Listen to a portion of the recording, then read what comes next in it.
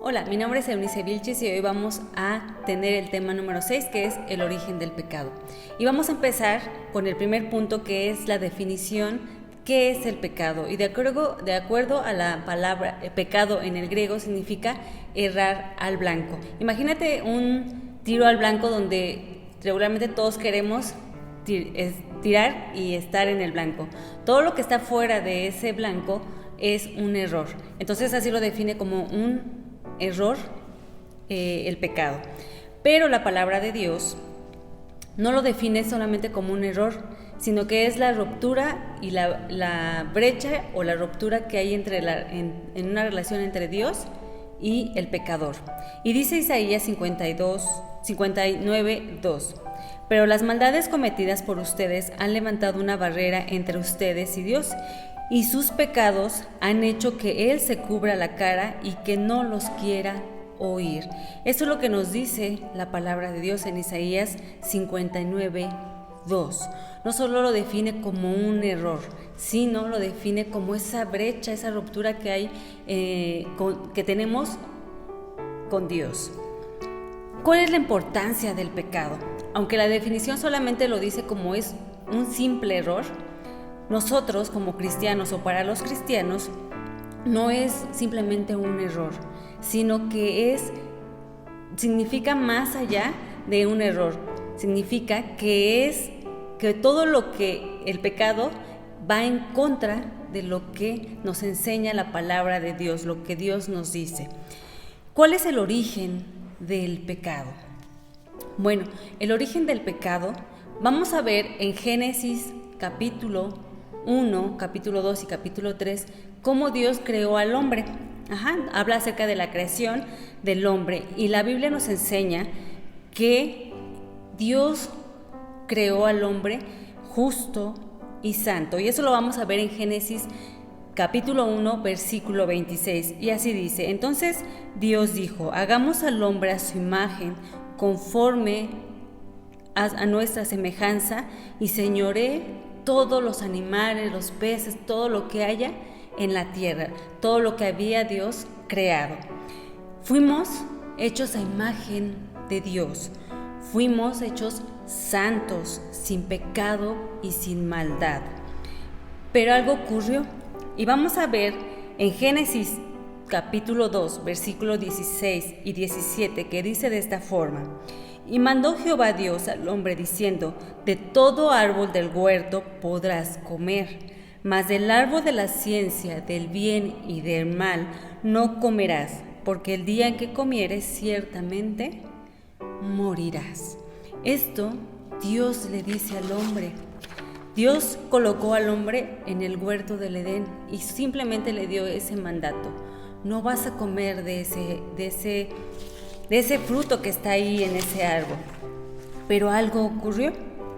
El hombre pecó. Y vemos en Génesis capítulo 3, del versículo 6 y 7. Pero antes de que pasemos a estos dos versículos, te voy a platicar qué fue lo que pasó. Esto viene todo en el capítulo 3 y se titula de esta forma: Adán y Eva desobedecen a Dios. Y aquí lo que hace es que hay un animal que interviene en esta desobediencia, que es la serpiente. La serpiente se dice la palabra de Dios que es el animal más astuto que creó Dios, más ágil. Entonces la serpiente le dice a la mujer que no puedes comer fruto de ningún árbol que está en el huerto, y la mujer le dice: de todo árbol podemos comer, menos del árbol que está en medio del huerto, porque no podemos tocarlo ni comer, porque si nosotros hacemos eso, moriremos. Y entonces la serpiente le dice: no es cierto. Dios sabe perfectamente que si tú comes de ese árbol, de ese fruto, tú vas a ser igual a Dios. Esto le dice la serpiente a la mujer. Y dicen estos dos versículos, Génesis 3, 6 y 7 le hace esto la mujer. La mujer vio que el fruto del árbol era hermoso y le dieron ganas de comerlo y de llegar a tener entendimiento. Así que cortó de los frutos, se lo comió y luego le dio a su esposo, y él también comió. En ese momento se le abrieron los ojos y los dos se dieron cuenta que estaban desnudos. En ese momento ellos desobedecen a Dios. Cuando ellos ven que están desnudos, toman una hoja de las hojas de las higueras y las cosen para cubrirse que estaban desnudos. Cuando ellos escuchan que Dios está en el huerto, ellos, porque tenían miedo porque estaban desnudos, se escondieron. Y entonces Dios le pregunta y le dice: ¿dónde estás? Y ya pues el hombre sale y dice: estoy aquí, solo que me escondí porque estoy desnudo. Y entonces Dios le dice: ¿y quién te dijo que estás desnudo? ¿Acaso has comido del fruto del árbol que no te dije? Y bueno, ahí Adán ya lo que hace, le dice: es que la mujer que tú me diste me dio de comer. Dios le dice a la mujer: ¿por qué hiciste eso? Entonces la mujer le dice a Dios: es que la serpiente me engañó. Entonces cada uno, el hombre culpa a la mujer culpa a la serpiente. Entonces, ¿cuáles son las consecuencias de ese pecado? El pecado siempre se presenta como algo atractivo en nuestras vidas, pero el pecado tiene consecuencias. Dice Romanos 6:23: el pago que da el pecado es la muerte, pero el don de Dios es vida eterna en unión con Cristo nuestro Señor. Adán, el hombre, la mujer y la serpiente tuvieron consecuencias de ese pecado, y Dios más adelante en los versículos en el capítulo de Génesis 3 les da un castigo a cada uno de ellos. A la serpiente le dijo: vivirás arrastrándote y comerás tierra. A Eva le dijo: darás a tus hijos con mucho dolor, y tu deseo te llevará a tu marido, y él tendrá autoridad sobre ti. Y para Adán, para el hombre, le dijo: con duro trabajo harás prosperar tu alimento para toda tu vida. Vas a producir tu alimento toda tu vida. Sudarás la frente para que tú puedas tener alimento, y esto lo harás toda tu vida. Pero también le dice: por tu culpa, por la desobediencia que tú hiciste, la tierra está bajo maldición. Esas son las consecuencias que tuvo el pecado en la vida en la desobediencia que hicieron Adán, Eva y la serpiente. Además, hay una muerte física. Para nosotros, ¿cuáles las consecuencias de nuestro pecado? Se manifiestan en algunas cosas, como pueden ser: 1, la muerte espiritual; 2, la muerte física. Los dolores, las tristezas, las enfermedades, los enojos, la violencia, entre otras cosas que hemos estado viviendo o que vive el mundo. El mundo vive en un momento de, inclusive el estrés, todo lo que se está viviendo, todo lo que vivimos, son consecuencias del pecado. Algunos ejemplos que nos dice la palabra de Dios, solamente voy a citar los versículos, y tú los puedes ver ahí en tu Biblia, que es Proverbios 24:9, habla de la necedad, cuando somos necios. Proverbios 21:4 habla acerca del orgullo y la arrogancia del hombre. En Números 21:7 habla de las murmuraciones en contra de Dios. Marcos 3:29 habla acerca de ofender al Espíritu Santo.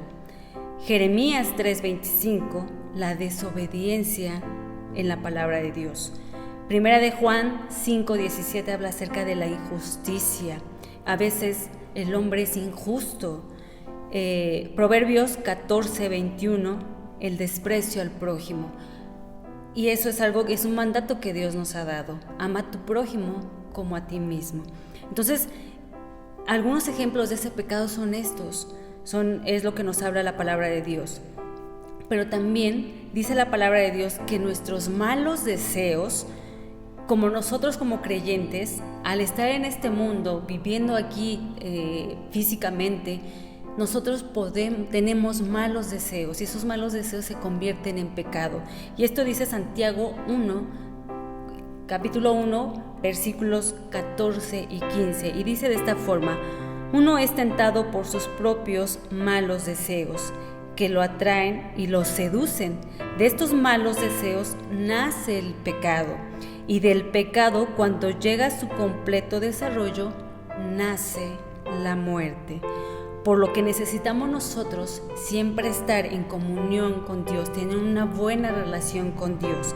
Y eso solamente se puede hacer cuando nosotros conocemos lo que dice la palabra de Dios. Y evitar que estos malos deseos que tenemos puedan desarrollarse y llegar no solamente a desarrollarlos y nosotros y nazca la muerte. Entonces, Dios nos amó tanto, y esto lo van a ver más adelante, lo que es la gracia. Y Dios nos amó tanto que nos dio a un Salvador, y dice Juan 3:16 de esta forma: porque de tal manera amó Dios al mundo, que ha dado a su Hijo unigénito, para que todo aquel que en Él cree no se pierda, mas tenga vida eterna. El pecado es una ruptura que hay en nuestra relación con Dios. Por eso nosotros debemos de estar totalmente tomados de la palabra de Dios para poder identificar lo que Dios nos enseña. Todo lo que Dios nos enseña es para que tú puedas tener una buena relación con Dios y tú alejes ese pecado que hay en tu vida, que hay en nuestras vidas, porque los malos deseos siempre van a estar, pero nosotros, tomados de la mano de Dios, Él nos va a quitar de esos malos deseos, nos va a ver que nosotros no podamos desarrollar ese pecado, esos malos deseos que pueda llegar a nuestra muerte espiritual. Espero que te haya servido este tema. Que Dios te bendiga y recuerda que hay unas preguntas que debes de responder. Dios te bendiga.